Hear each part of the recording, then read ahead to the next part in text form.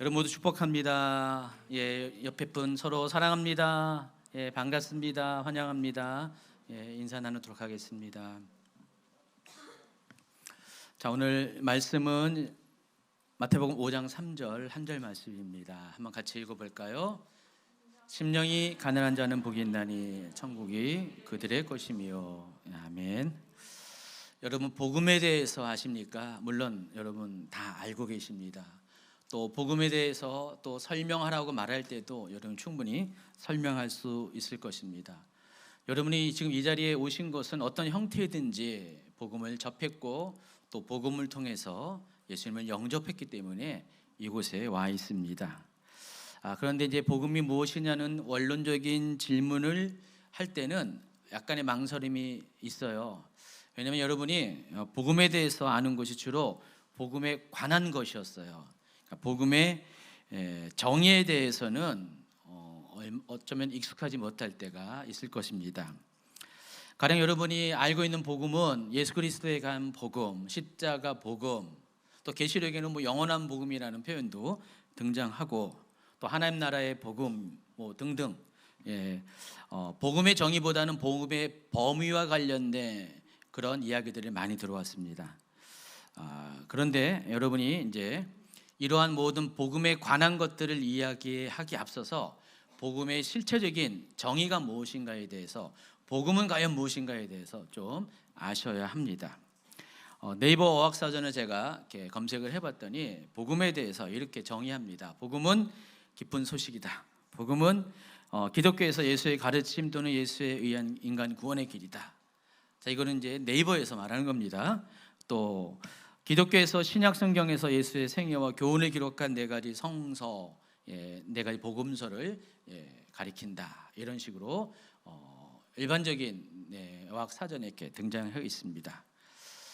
여러분 헬라어에서는 이 복음을 유앙겔리온이라는 단어를 사용합니다. 여러분이 좀 많이 익숙한 단어인데 이 단어를 영어로 번역할 때 굿뉴스라고 번역을 합니다. 이것을 다시 한국어로 번역하면 기쁜 소식을 의미하는 복음이라는 단어가 형성이 됩니다. 그렇다면 우리가 복음을 이야기해서는 원래 이 복음서가 쓰여질 때 복음이라고 정의했던 유앙겔론이라는 이 단어에 주목을 하셔야 됩니다. 과연 유앙겔론이 의미하는 것이 무엇인가를 통해서 복음이 무엇을 말하는 것을 여러분이 아실 수가 있습니다.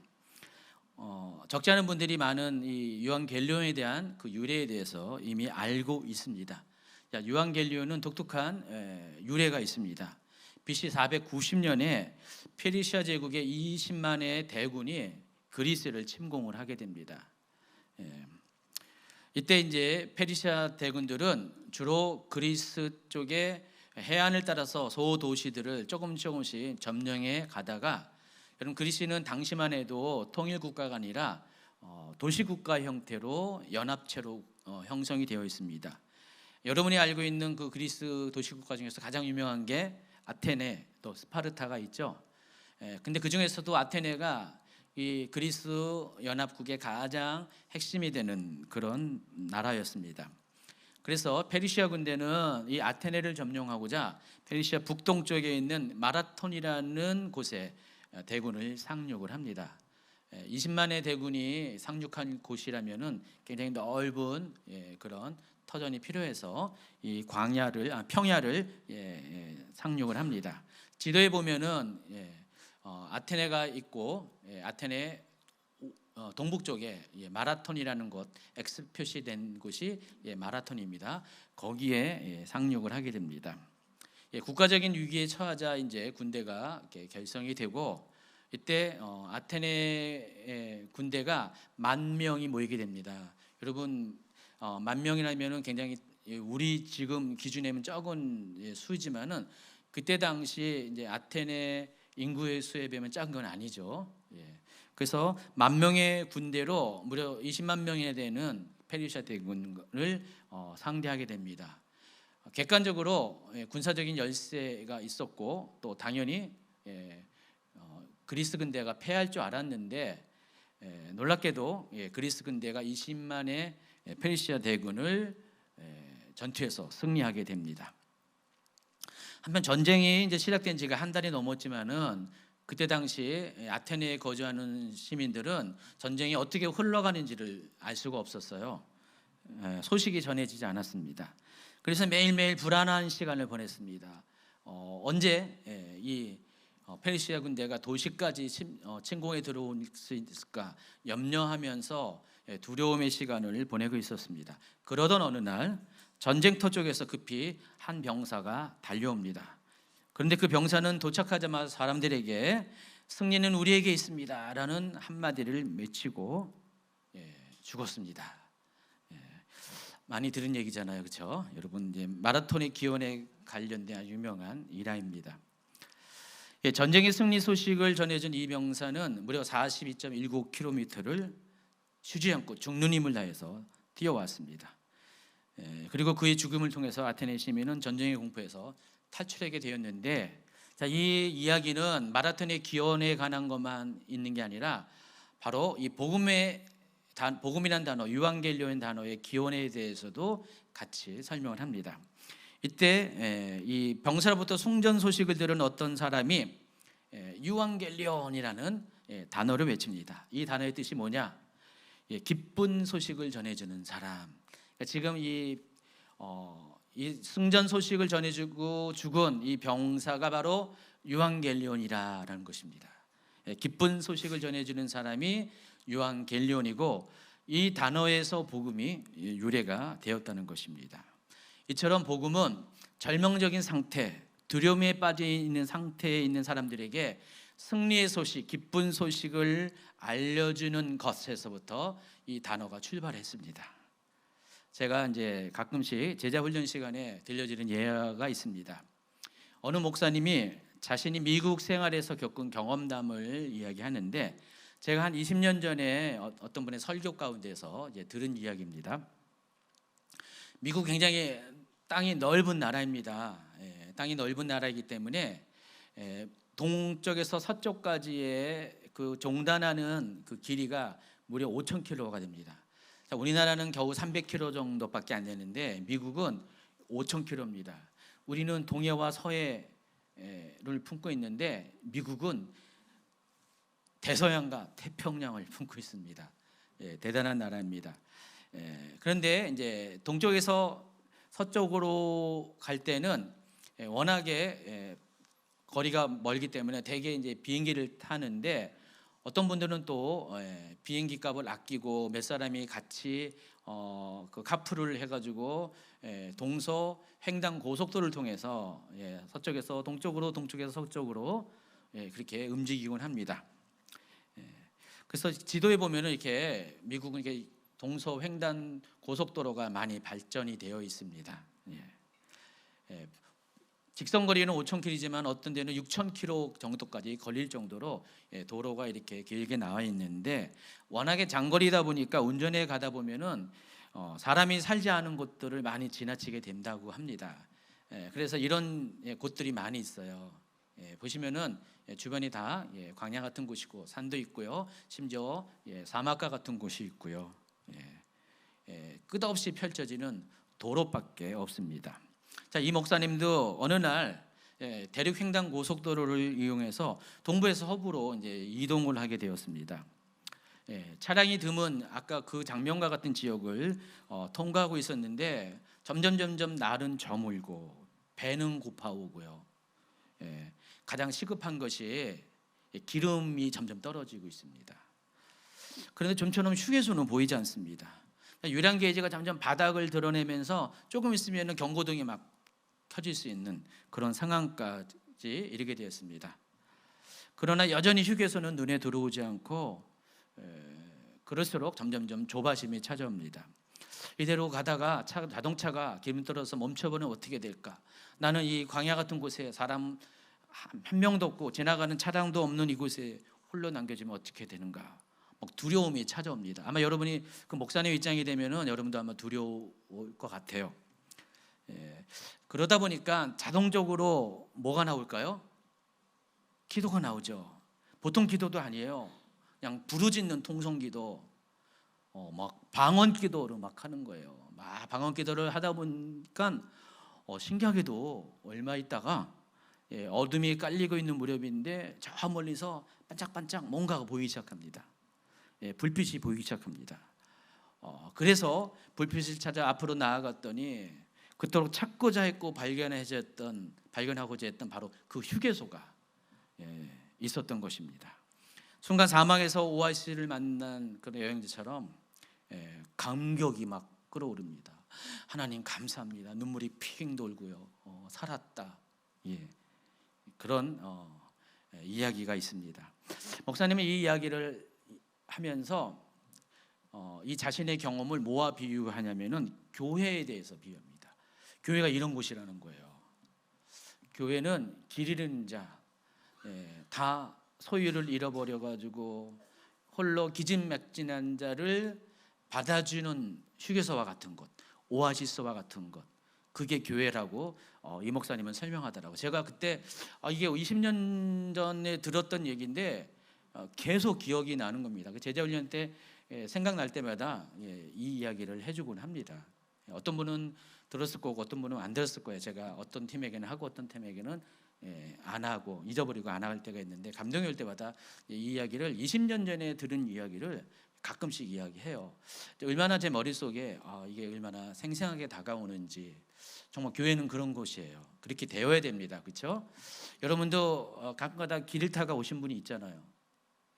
무엇을 어떻게 될지 할지 못해가지고 낙심한 상태에서 교회를 왔는데 교회가 여러분을 품어줬잖아요. 그래서 정말 눈물이 핑 돈 분도 있었을 거예요. 물론 그냥 그러느니 하고 그런 분도 있겠지만은 교회는 이런 모습이라는 것입니다. 저는 이것을 복음에 비유하고 싶습니다. 복음은 이런 것이에요. 복음은 어려운 상황 가운데 있는 사람, 길을 잃은 상황 가운데 있는 사람, 낙심한 사람, 많은 것들을 잃어버린 사람, 기대할 수 없는 사람에게 누군가에게, 바로 그런 누군가에게 기쁜 소식을 전해주는 거예요. 형제님, 자매님, 지금 자매님이 겪은 상황은 꼭 그런 것만 아닙니다. 자매님 옆에는 지금 하나님이 계십니다. 하나님의 은혜가 자매님을 주목합니다. 이런 소식을 전해주는 것, 그런 사람이 유앙겔리온, 바로 복음을 전하는 사람이라는 것입니다. 인생의 광야에서는 이와 같은 외침이 필요합니다. 나 혼자 길을 방황하고 있을 때, 나 혼자라고 생각할 때, 어두움 가운데 있을 때 누군가 빛을 가지고 나를 찾아오시는 분이 필요합니다. 그분이 바로 예수 그리스도입니다. 예수님은 나는 세상의 빛이라고 했어요. 빛 대신 예수님은 어둠 가운데 있는 여러분에게 소망을 가지고 찾아오신 분입니다. 그래서 예수님 자체가 복음이에요. 기쁜 소식입니다. 조금 또 약간의 좀 냄새나는 얘기를 좀 하겠는데 그렇다고 냄새가 나는 건 아니고요. 얼마 전 어느 분이 이제 일행과 함께 산행을 하는 일이 있었습니다. 너무나 유명한 억새밭이 있다고 해서 소문을 듣고 산을 오르는데 산에 대한 정보를 제대로 알지 못하고 잘못 들어가지고 그냥 산을 올랐는데 처음에는 길이 너무 좋았어요. 그냥 길이 좀 평평하고 낙엽도 깔리고 아름다운 단풍도 있고요. 막 룰루랄라 하면서 하나님 감사합니다. 이 멋진 풍경을 위해서 나를 위해서 주셨군요 하면서 막 찬양을 하면서 주님의 높고 위대하심을 막 찬양하면서 막 걸었어요. 걸었는데 진행을 하면 할수록 길이 이상해지는 거예요. 내가 알고 있는 정보와는 다르게 점점점 거친 길이 막 나오기 시작합니다. 한참 가다 보니까 온통 바닥이 돌로 된 길이 등장합니다. 산행을 자주 하는 분들 가운데 이런 길을 가리켜서 너덜길이라고 부릅니다. 왜 너덜길인지 한번 그림을 보시면 알 겁니다. 영혼이 털린다요. 너덜거린다고 해서 저 길을 올라가면은 영혼이 너덜거린데 몸과 마음이 다 너덜거리게 해서 너덜길이라고 부릅니다. 굉장히 산행하기 어려운 길이라는 것입니다. 비단길만 있는 게 아니라 산을 가면은 저는 너덜길도 있다라는 것입니다. 어쨌든 고생 끝에 너덜길을 지나서 목표 지점에 이뤘더니 산에 올라가 봤더니 정말로 소문대로 억새밭이 장관이었습니다. 그래서 한번 억새밭 길을 여기 밭을 보여주세요. 억새밭 어디 갔습니까? 예. 인생에 한 번쯤은 가볼 만한 곳이잖아요. 여러분 이렇게 한번 가보세요. 그러나 여기까지 올라가려면은 너덜 길을 통과해야 된다는 거 잊지 마시고요. 자, 좌중간 여기까지는 좋았어요. 약간 고생도 했고 좋았는데 진짜 문제가 지금부터 발생을 합니다. 산행이 많이 지체되면서 2시간, 3시간 진행이 되면서 항상 사람은 먹으면 뭔가 문제가 생기잖아요. 생리 현상이 생기는 겁니다. 그래서 등산로 주변에 화장실을 막 찾아봤는데 아프사 그 산에는 화장실이 없는 거예요. 어떤 산은 화장실이 중간중간에 있는데 이 산은 워낙에 좀 험해서 그런지 화장실이 없었습니다. 남자들 경우는 어땠습니까? 온들이 화장실이잖아요. 그런데 여자들의 경우는 좀 상황이 달라요. 확실하게 은폐가 되는 곳을 찾아야 됩니다. 주변에 뭐 등산객들도 같이 따라가는데 뭐 그런 모습을 보일 수가 없으니까 길 옆에 그런 공간을 찾아서 갔는데 없어요. 그 산에는 그런 곳도 없어요. 굉장히 또 길 벗어나면은 경사도 심하고 또 괜히 잘못하다가 찔리기도 하고 그런 곳이라서 도저히 엄두가 안 나가지고 결정을 합니다. 산을 내려가서 화장실 찾아서 그 방법밖에 없는 것, 그런 상황이 찾아왔습니다. 그때부터 마음이 조급해지기 시작합니다. 온 마음이 그 색깔처럼 노래지기 시작해요. 그래서 한 가지 생각에 집중하면서 오직 화장실 찾는다는 일념하에 1시간 반이나 되는 그 하산길을 노루처럼 달려갑니다. 쉬지도 않고 한참 달리다 보니까 내 다리인지도 모를 정도로 굉장히 몸이 마비가 될 정도로 달려 내려갔습니다. 드디어 마침내 저기 화장실이 보입니다. 바로 그게 요한겔리온이라는 겁니다. 여러분, 복음이라는 것은 알고 보면 이런 것입니다. 화장실 급한 사람들에게 발견되는 것이 복음이에요. 그래서 우리 조상들이 이 화장실을 가리켜서 해우소라고 불렀잖아요. 근심을 푸는 곳.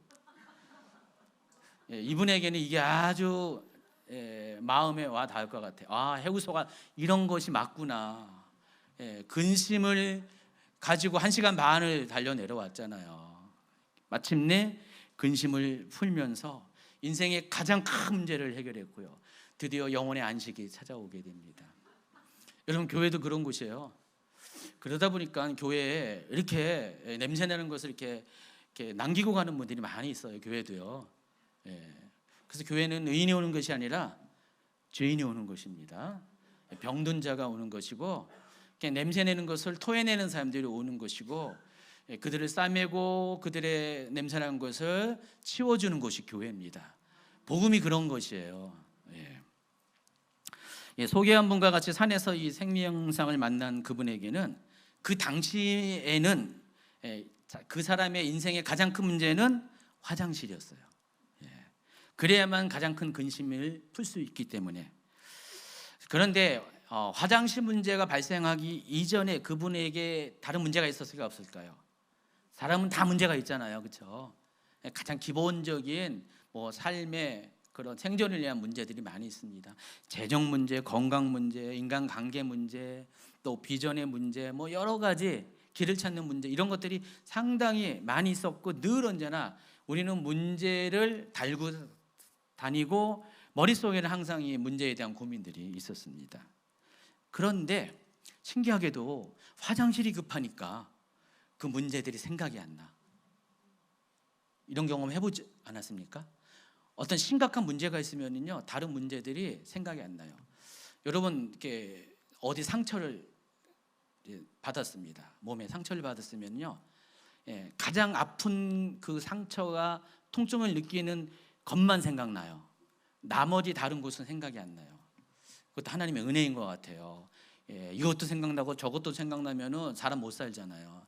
하나님이 항상 가장 급한 것만 생각나게 하는 존재를 우리를 만들어 준 것 같습니다. 어쨌든 전에는 문제가 이것저것 많았는데 화장실 문제가 생기니까 다 문제는 다 거기에 함몰되어 버리고 생각이 안 나고 화장실 문제만 골똘하게 됐는데, 또 화장실 문제를 해결해 보니까 그다음부터 뭔 생각이 납니까? 배고프죠. 여러분, 금강산도 식후경인데 그 말이 맞아요. 예.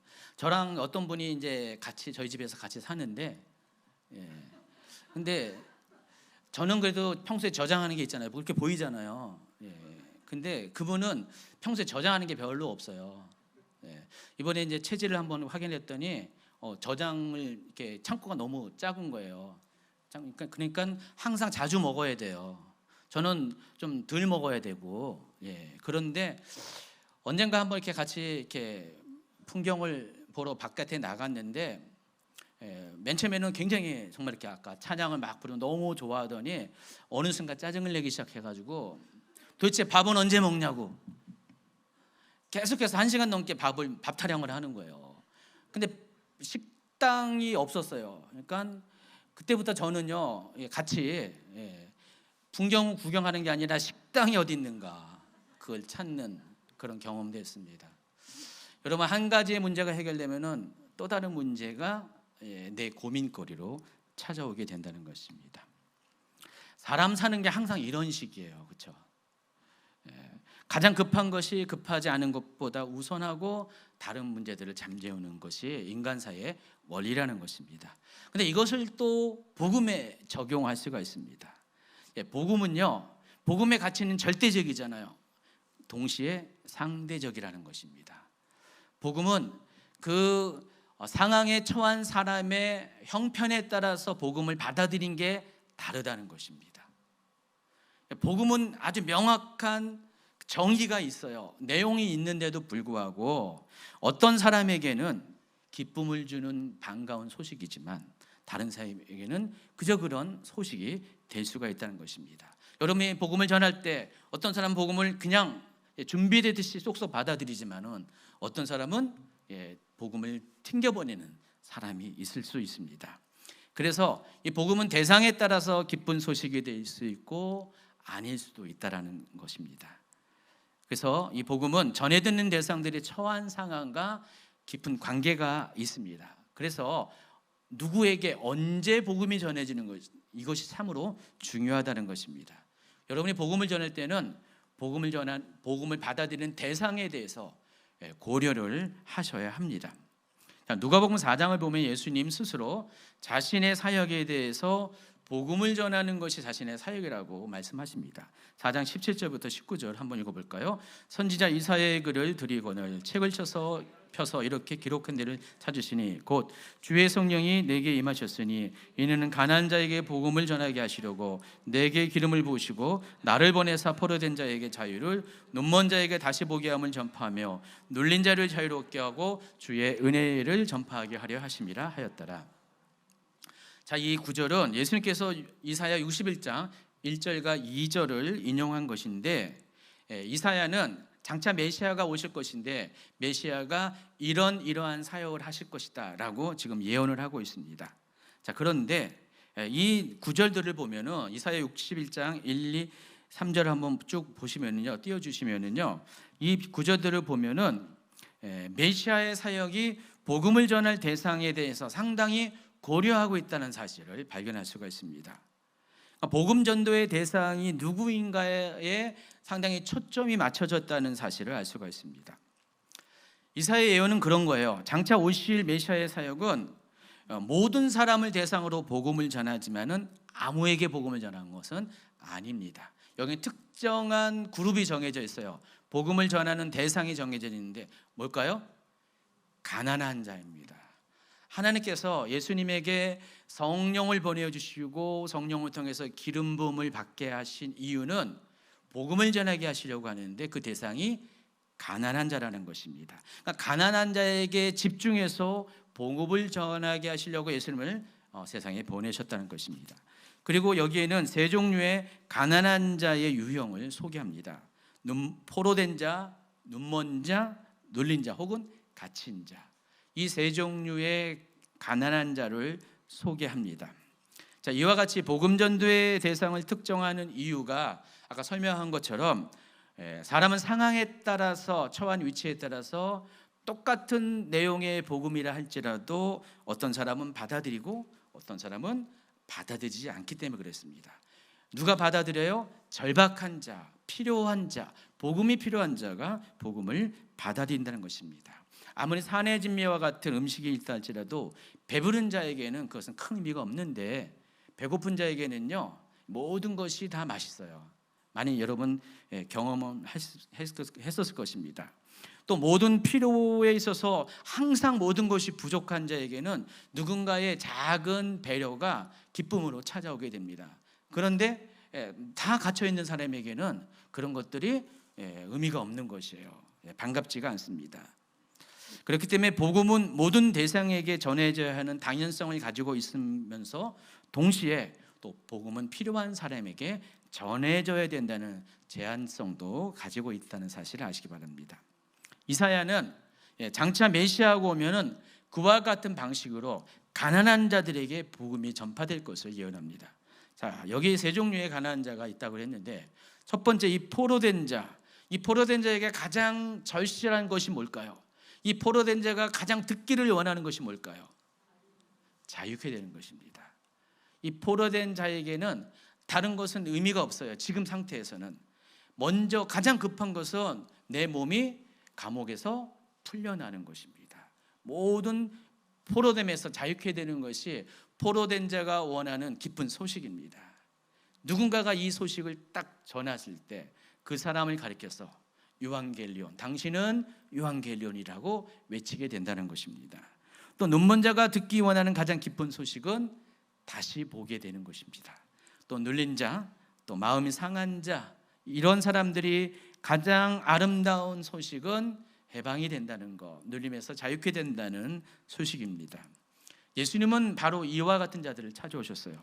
그래서 포로된 자에게 자유를, 눈먼 자에게 다시 보게 하고 또 눌린 자를 자유케 해서 주의 은혜의 해, 회복의 해, 신년을 선포하기 위해서 이 땅에 오셨다는 것입니다. 그냥 말로만 오신 게 아니에요. 예수님은 성령의 기름 부음을 받으시고 사람들 속의 가난의 문제를 해결할 수 있는 능력도 가지고 오셨습니다. 그래서 누구든지 예수님을 만나는 사람은 그 가난함에서 해방케 됩니다. 포로됨에서 자유케 되고 눈먼 것에서 다시 보게 되고 눌린 것에서 해방케 되는 놀라운 경험을 하게 된다는 것입니다. 오늘 본문 내용이 심령이 가난한 자가 복이 있다고 그랬습니다. 심령이 가난한 것이 왜 복이 있느냐?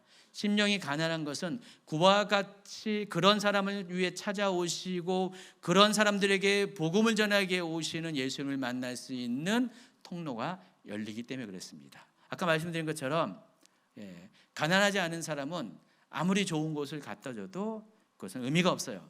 그런데 가난한 자에게는 이 소식이 정말 그의 영혼을 기쁘게 하는 정말 복음이거든요. 심령이 가난할 때 그래서 그런 사람을 위해 찾아오시는 예수님을 만날 수가 있습니다. 예수님을 만날 때는 그 사람 가운데 천국이 임하게 되기 때문에 그래서 복이 있다라는 것입니다. 자, 그런데 이제 복음은 어떤 것을 전해야 되는가를 아셔야 돼요. 여러분 그동안 예수님에 관한 것, 또 하나님에 관한 것을 전해 왔잖아요. 그게 복음의 내용이라는 것입니다. 지금까지는 복음의 본질이 무엇인가를 설명한 거고 어떤 것을 전해야 되는 것을 아셔야 돼요. 첫 번째가 복음의 첫 번째 컨텐츠 내용은 그냥 여러분이 전해야 될 복음의 내용은 예수 그리스도에 대한 복음입니다. 다른 것이 아니라 예수 그리스도에 대한 복음. 자, 누가복음 2장에서 들에서 양떼를 치던 목자들에게 천사가 유앙겔리온으로 찾아옵니다. 그리고 천사들이 그들에게 전한 소식이 있는데 누가복음 2장 10절을 한번 같이 읽겠습니다.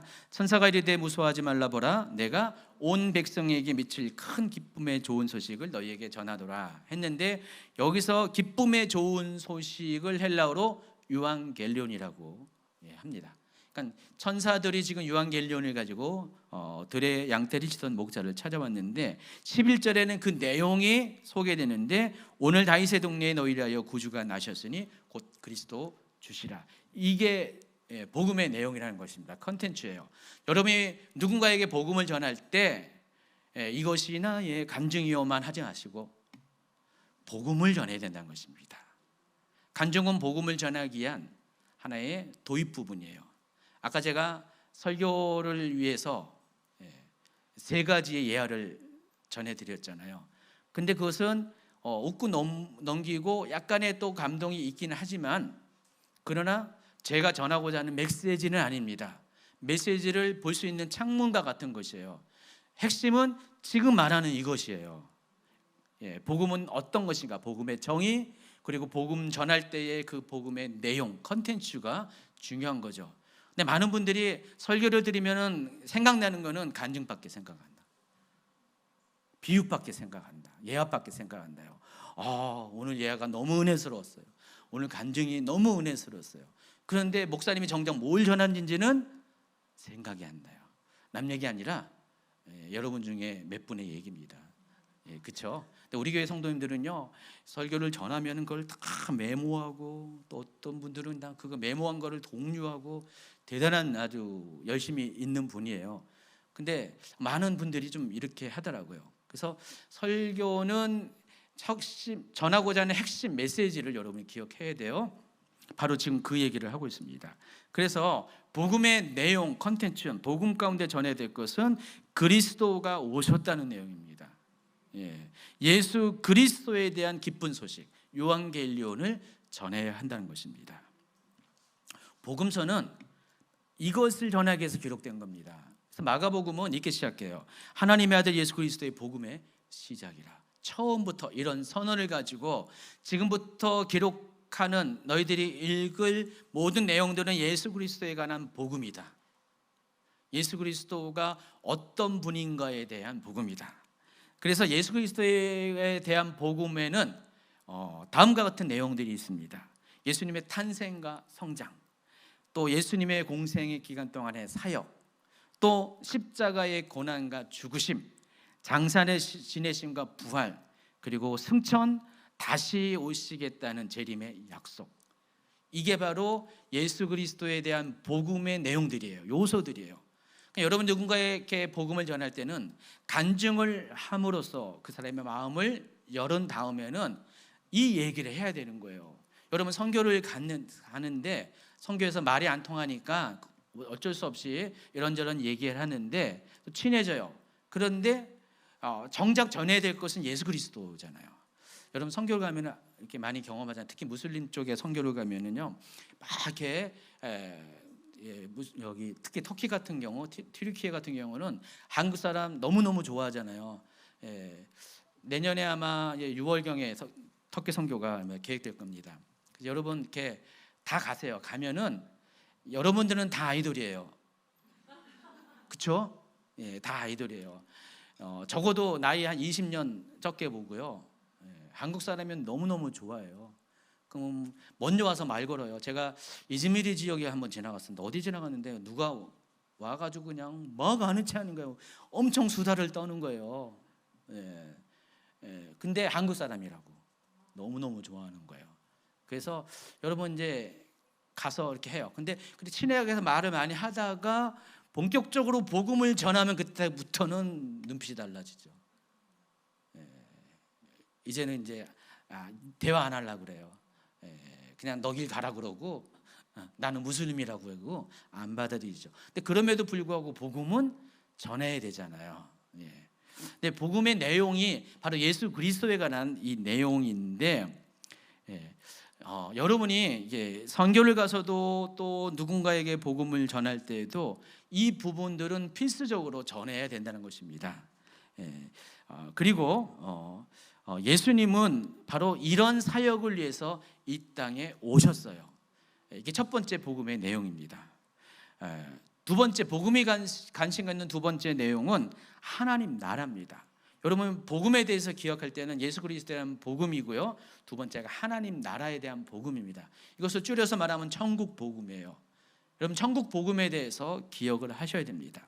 천국 복음, 하나님 나라의 복음은 뭐 어떤 겁니까? 하나님에 관한 복음이에요. 하나님이 어떤 분이시고 하나님의 나라가 어떤 원리인가, 이것을 전하는 것입니다. 예수님께서는 이것을 전하기 위해서 이 땅에 오신 거예요. 모든 성경의 예언들은 예수님이 오심에 대한, 예수님이 어떤 삶을 사시고 어떤 사역을 하실 것에 대한 예언이라고 한다면은, 예수 그리스도에 대한 예언이라고 한다면은, 예수님은요 이 땅에 오셔서 무엇을 하냐면은 하나님 나라에 대한 복음을 전하기 위해서 이 땅에 오셨어요. 그러니까 마태복음 4장 17절 보면은요, 예수님이 공생애를 시작하는 그 첫 시간에 이런 말씀하십니다. 이때부터 예수께서 비로소 전파하여 이르시되 회개하라 천국이 가까이 왔느니라 하시더라. 예수님이 하신 사역은 이 사역입니다. 하나님 나라에 대한 사역입니다. 하나님 나라가 어떤 것인지, 하나님 나라를 소개하기 위해서 이 땅에 오셨습니다. 하나님은 어떤 분이시고 어떤 계획을 가시고 어떤 원리로 이 세상을 섭리하시고 또 이 세상에 대한 하나님의 계획이 무엇인지를 사람들로 하여금 알게 하려고 그것을 전하기 위해서 예수님이 오신 것이고, 예수님이 전하는 이 내용이 바로 천국 복음입니다. 예수님의 3대 사역에 대해서 마태복음 4장 23절과 9장 35절은 반복적으로 이야기하면서 천국 복음을 전파하기 위해서, 또 가르치기 위해서, 모든 병과 모든 약한 것을 치유하기 위해서 오셨다고 했는데, 이 세 가지 예수님의 3대 사역은 전부 다 하나님 나라의 복음과 관련되어 있습니다. 천국 복음과 관련되어 있습니다. 그래서 여러분이 십자가 복음만을 집중하셔는 안 돼요. 십자가 복음은 당연히 전하는 것이고, 여러분 천국 복음에 대해서도 아셔야 되고 천국을 전하는 메신저가 되어야 한다는 것입니다. 천국 복음은요, 예수 그리스도에 대한 복음을 통해서 거듭난 하나님의 자녀가 된 사람들이 그 다음으로 무엇을 목표로 어떻게 살아야 하는지를 알게 하는, 그것에 대한 분명한 제시를 하는 것이 천국 복음입니다. 그러니까 천국 복음은 하나님 나라에 누가 들어가고 하나님 나라에 어떻게 해야 들어가는 것을 알려주는 것이 천국 복음이라는 것입니다. 여러분, 우리는 구원은요 십자가 은혜로 우리가 구원을 받습니다. 하나님의 궁일하심으로 말미암은 십자가 은혜로 우리가 예수 그리스도를 영접할 때 여러분 구원을 받잖아요. 근데 구원은요 단계가 있어요. 구원은 시작이 있고 완성이 있다는 것입니다. 첫 번째, 우리가 예수 그리스도의 복음에 의한, 예수 그리스도에 대한 복음을 통해서 받은 이 구원은 천국 복음을 통해서 우리가 완성이 된다라는 것입니다. 그래서 로마서 1장 16절을 보면은요 이런 말씀이 있습니다. 내가 복음을 부끄러워하지 아니하노니 이 복음은 모든 믿는 자에게 구원을 주시는 하나님의 능력이 됨이라. 먼저는 유대인에게요 그리고 헬라인에게라. 이 16절이 가리키는 것은 복음의 보편성에 대해서 이야기합니다. 복음은 모든 사람에게 적용되는 것입니다. 유대인뿐만 아니라 헬라인에게.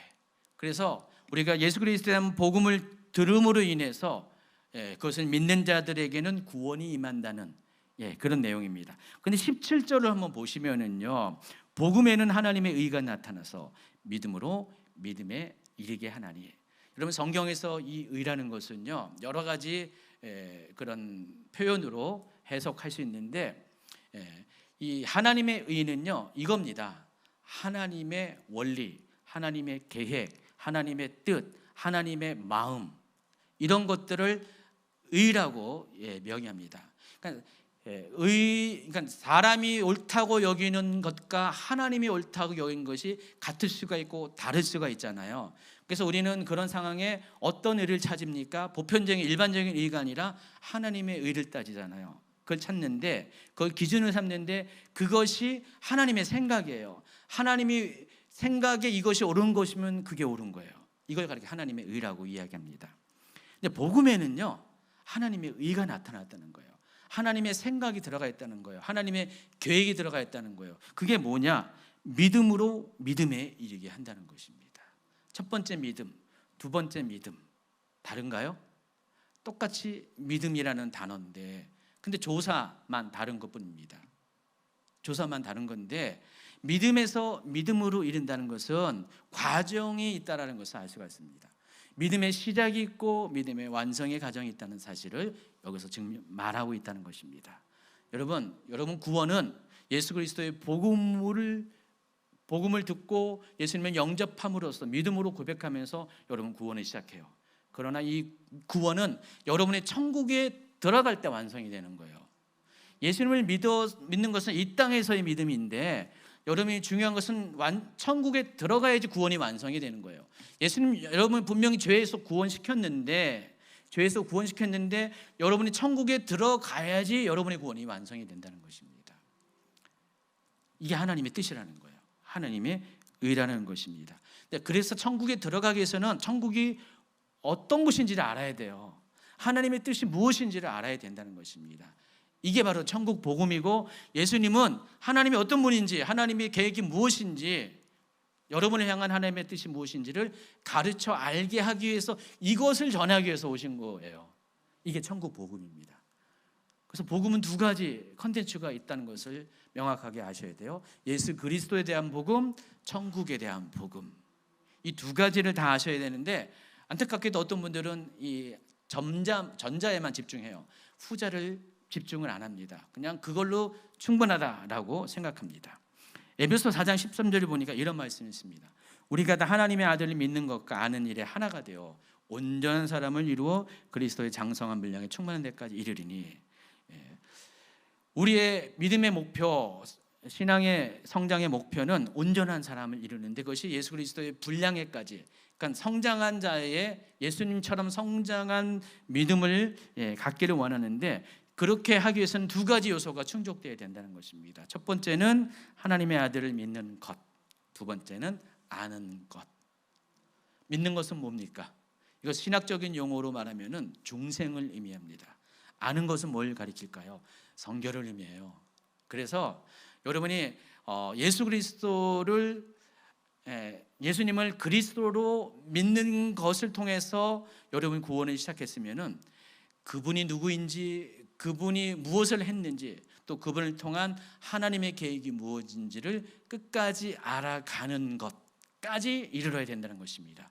그럴 때 비로소 온전한 자가 된다는 것입니다. 이제 결론을 맺습니다. 다시 한번 여러분을 그리스의 아테네로서 다시 한번 초빙을 합니다.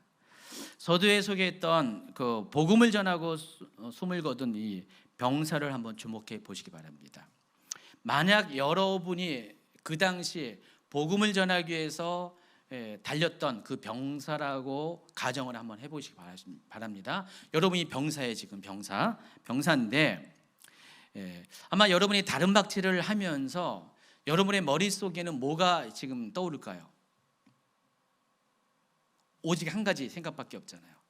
이 승리했다는 이 소식을 전하는 거잖아요.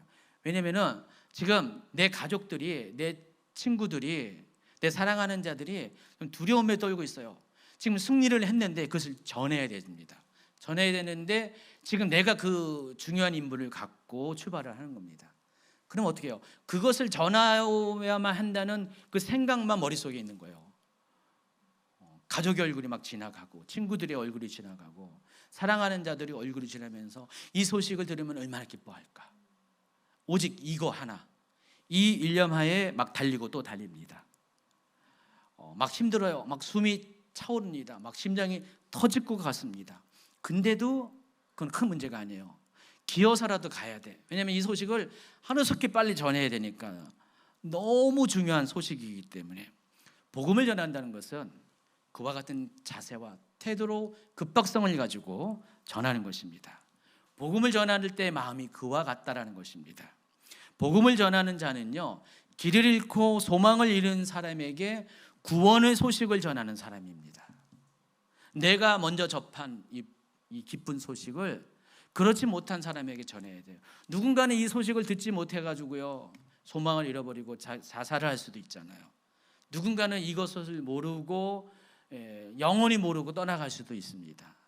그래서 이 복음을 전하는 자에게는요 이 소식을 들었다는 기쁨과 동시에 급박성을 가져야 돼요. 전해야 되는 그런 급박성을 가지게 됩니다. 그래서 달려갈 수밖에 없다는 것입니다. 그런데 이것을 전할 때 아무에게 이 역할을 맡기는 게 아닙니다. 복음을 전하는 것은 아무에게 맡기는 게 아니라 반드시 그 복음을 전하고자 하는 내용이 전하는 소식의 현장을 경험한 사람, 목도한 사람이 이것을 전할 수가 있는 것입니다. 왜냐하면 그와 같은 긴박한 마음을 갖지 못하기 때문에 그래요. 여러분, 전도는 누가 합니까? 구원의 감격이 있는 사람이에요. 하나님의 은혜가 있는 사람입니다. 하나님을 만난 사람이 전도를 하는 것입니다. 그래서 예수님께서 전해주시는 그 복음 전도의 현장에서 천국을 경험한 사람이 천국을 전할 수가 있는 것이에요. 이것을 보지 못한 사람은 천국을 전할 수가 없습니다. 여러분, 교회는요, 늘 함께하던 공동체끼리 우리가 신앙생활을 해요. 늘 매주 본 사람이 교회에 오고요, 늘 대화했던 사람이 교회에 옵니다. 근데 선교회 현장은 달라요. 선교회 현장은요, 아직 복음을 모르는 사람들이 많이 있습니다. 그리고 이제 겨우 걸음마하는 사람들도 많이 있어요. 그럼 선교회 현장은요, 항상 활동적입니다. 뭔가 살아 있어요. 근데 교회에 오면은 뭔가 죽어 있잖아요. 안 그러려고 해도 옆에 사람이 나도 모르게 매너리즘에 빠지고 타성해져지고, 어떻게 보면은 나도 모르게 종교 생활을 할 때가 많이 있어요. 근데 선교를 나가면 달라요. 제가 선교를 많이 가라는 이유가 그런 것 때문에 선교를 가라는 것입니다. 선교에 가면은 여러분이 엔진 하나를 달고 오는 거예요. 심장을 다시 좋게 심장을 이렇게 갈아서 오는 겁니다. 선교를 가는 이유가 바로 거기 있습니다. 여러분, 이 복음을 전한다는 것은요, 복음을 받는 대상들에게도 굉장히 복이지만은 여러분 자신에게도 큰 복이라는 사실을 아시기 바랍니다. 복음을 전할 때 내 심장이 살아있는 거예요. 그리고 내 심장이 뜨거움이 전해질 때 누군가의 영혼이 살아나게 되고 그 사람의 심장도 박동이 일어나는 거기 때문에 이 복음을 전하는 것이 얼마나 복인 것을 여러분이 아셔야 됩니다. 근데 그러기 위해서는 여러분이 현장 가운데 경험이 있어야 돼요. 여러분이 전투의 현장에서 아테네 군대가 승리한 것을 봐야 돼요. 그 감격을 봐야 돼요. 영적 전투의 현장에서 사단의 군대가 무너지고 하나님의 나라가 승리한 것을 봐야 돼요. 그런 사람이 복음을 전할 수가 있다라는 것입니다. 그리고 또 복음을 전하는 사람에게 어떤 혜택이 있냐면요, 딴 것들이 다 잊어버려요. 걱정 근심이 잊어버려요. 아까 얘기했잖아요. 화장실. 오직 화장실 가야 되는 일념하에 다른 근심들은 다 생각이 안 나는 거예요. 여러분, 복음을 전하면요, 복음의 급박성을 여러분 느끼면요, 여러분의 삶의 무게들이 다 없어집니다. 사라집니다. 선교 가신 분들, 맨 처음에 제가 이렇게 최 목사님한테 섭섭한 게 있었어요. 뭐가 있었냐면, 아마 다른 남편들도 그랬을 거예요. 아니, 이 아내가 선교를 갔는데 도무지 연락을 안 해. 옛날에 어떤 분은요, 남편이 이제 신앙이 거의 없는 사람인데, 그 아내가 이제 그분들 이렇게 신앙이 있는 분, 많이 있는 분에 초신자 조금 벗어난 분인데 선교팀에 합류돼서 선교를 갔는데 연락을 전혀 안 한 것도 아는데 매일같이 안 한다고 해가지고 남편이 화가 나가지고 막 연락하고, 어느 날 술 드시고 교회 밤에 찾아와가지고 그냥 화단 다 깨트려 버리시고 막 그런 적이 있었어요. 옛날에 나중에 잘못했다고 이제 하단도 사주신다고 막 그랬는데, 가면은 그냥 이걸 잊어버리나 봐요. 근데 제가 이제 가보니까 알아요. 가보니까 잊을 수밖에 없다. 그래서 저는 이제 그다음부터는 어느 시기 되면은 이제 웬만하면 그냥 신경 쓰지 말고, 여기 뭐 밥을 먹든 죽을 먹든 신경 쓰지 말고 그냥 거기 있다가 잘 있다가 오라고 이렇게 요즘 이렇게 지지하는 이제 추세인데, 아마 이제 지금 이제 어떤 남편들은 아내를 보내고 싶지도 않고 보낸 다음에는 계속해서 그런 높아심 잘하고 있을까? 뭐 거기 무슨 무슬림 국가인데 무슨 뭔 일이 있지 않을까? 무슨 강도 만난 거 아닐까? 너무 사랑이 이렇게 강해가지고 막 이렇게 염려 근심 많이 하는 분이 있을 겁니다. 그러나 정작 복음을 전하는 분은요 남편 생각도 안 난다는 사실을 기억하시기 바랍니다. 모든 근심을 기억을 안 해요. 복음 전하는 사람의 특권입니다. 하나님이 그렇게 만드셨어요. 그래서 이 복음 전한다는 것은 여러분 삶 가운데 무거운 짐들을 내려놓게 하는 그런 역할도 한다는 것을 잊지 마시기 바랍니다. 복음에 집중하는 사람은 모든 관심이 복음에 가 있습니다. 하나님 나라가 있습니다. 그러면서 적어도 복음 전하는 그 순간만큼은 그런 모든 무거운 짐에서 자유가 있는 것입니다. 제가 이제 복음에 대해서 쭉 이야기하면서 복음의 정의에 대해서, 복음의 내용에 대해서, 복음을 전하는 자에 대해서 쭉 이야기를 하고 있습니다. 중요한 것은요, 이 복음을 전하는 삶은 복 있는 삶이라는 것입니다. 복음이 있어야 살아가는 사람은 복 있는 사람입니다. 왜냐하면은 내가 복음이 있어야 살아간다, 복음을 전해야만 살아간다는 것은 곧 무엇을 의미하냐? 그 사람의 심령이 가난하다는 것을 의미합니다. 내 심령이 절실한 거예요. 내 심령이 정말 무엇인가를 간절히 원하는 겁니다. 예수님은 그러한 사람을 위해서 보내심을 받았습니다. 그러한 사람을 찾아오셨습니다. 그래서 그들 안에 있는 포로됨을 자유케 하시고 눈몸을 다시 보게 하고 또 눌린 것에서 자유케 해서 주의 은혜의 회복의 회, 모든 것이 다시 되찾게 되는 그런 놀라운 일들을 허락하십니다. 그게 바로 천국이에요. 이 팔복은요, 첫 번째도 천국이고 두 번째도 천국으로 끝나는데, 심령이 가난한 자가 받게 되는 천국은 내 안에 있는 천국이고요, 은리에 핍박받는 자가 받는 천국은 공간적인 천국입니다. 그래서 하나님 나라가 확장되어지는 천국이고 또 실제적으로 하나님 나라, 하늘 나라에 가는 천국을 의미하기도 합니다. 심령이 가난한 자에게는 적어도 내 안에 하나님 나라가 임함으로 인해서 하나님이 주시는 하나님 나라의 평강과 기쁨과 감사와 즐거움과 화평함이 임하게 된다는 것입니다. 그래서 여러분, 심령이 가난하시기 바랍니다. 복음에 대한 그 간절함을 통해서 여러분의 심령이 가난해서 그 천국을 누리는, 여러분의 삶의 모든 곳곳이 천국화되는 그런 은혜가 있기를 예수님의 축원합니다.